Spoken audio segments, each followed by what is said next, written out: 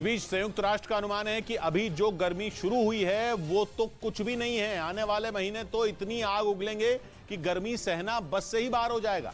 ये चेतावनी संयुक्त राष्ट्र की एजेंसी WMO यानी वर्ल्ड मीटरोलॉजिकल ऑर्गेनाइजेशन ने दी है और आशंका जताई कि कुछ ही महीनों में गर्मी इतनी बढ़ेगी कि पहले ही ग्लोबल वार्मिंग से जूझ रही ये पृथ्वी भट्टी बन जाएगी। भारत में तो फरवरी और मार्च ने ही लोगों का पसीना निकाल दिया है। उस पर अप्रैल के बाद मौसम ऐसा सुलगेगा कि हो सकता है कि इंसान हार ही मान ले। गर्मी झुलसाती रहेगी, लेकिन आशंका है कि आसमान से पानी की एक बूंद तक नहीं बरसेगी। जमीन सूख जाएगी और आगे अकाल भी पड़ सकता है। और ये सब एल नीनियो इफेक्ट की वजह से होगा। एल नीनियो में पूर्वी प्रशांत महासागर में सतह पर मौजूद पानी कुछ ज्यादा ही गर्म हो जाता है। अभी तक बीते 3 साल से समंदर में ला नीनिया इफेक्ट बना हुआ था। ला नीनिया एल नीनियो से बिल्कुल उलट होता है। उसमें सतह पर मौजूद पानी ठंडा रहता है, लेकिन इसके बावजूद साल 2020 को छोड़ दें तो 2021 और 22 में जबरदस्त गर्मी पड़ी। अब जब ठंडा ला नीनिया ही गर्मी से राहत नहीं दिला पाया तो फिर एल नीनियो तो गर्मी ही लाता है, जिसका पूरी दुनिया के मौसम पर असर पड़ता है।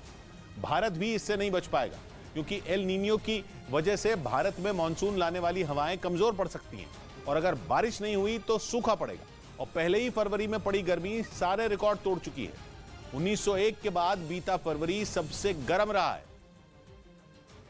जिसकी वजह से पहले ही गेहूं, दाल और तिलहन की फसलों पर खतरे के बादल मंडरा रहे हैं। उस पर अगर एल नीनियो इफेक्ट भी आ धमका तो हालात संभाले नहीं संभलेंगे, क्योंकि अगर गर्मी भी जबरदस्त पड़ी और ऊपर से बारिश भी नहीं हुई तो फसल बर्बाद होगी, और फसल बर्बाद हुई तो खाने की चीजों के दाम बढ़ेंगे। वो भी ऐसे बढ़ेंगे कि महंगाई कमर तोड़ डालेगी। इससे वित्तीय घाटे का हिसाब भी बिगड़ सकता है। इधर प्रधानमंत्री नरेंद्र मोदी ने भीषण गर्मी से निपटने और मानसून से जुड़ी तैयारियों पर दिल्ली में एक अहम बैठक की। इस बैठक में मौसम विभाग ने यह जानकारी दी कि मार्च से मई तक देश के कई राज्यों में झुलसा देने वाली गर्मी पड़ेगी।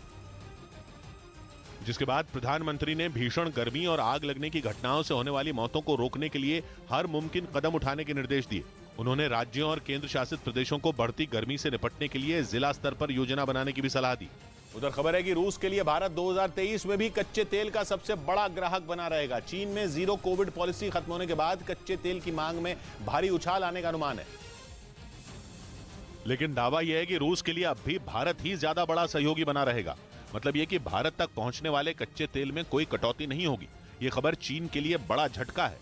2020 के बाद से ही चीन में कोरोना वायरस से जुड़ी बंदिशें लगी हुई थी, लेकिन अब पाबंदियां हट गई हैं और माना जा रहा है कि चीन में बड़े पैमाने पर कच्चे तेल की मांग पैदा होगी। अनुमान तो यह है कि चीन में रोजाना 9 लाख बैरल कच्चे तेल तक की मांग हो सकती है, जबकि भारत का इंपोर्ट अभी तक केवल 1,85,000 बैरल रोजाना का ही है। इसीलिए भारत से कहीं ज्यादा कच्चा तेल चीन इंपोर्ट कर सकता है। लेकिन रूस ने संकेत दे दिया है कि भारत के साथ कारोबार ही उसकी प्राथमिकता रहेगी।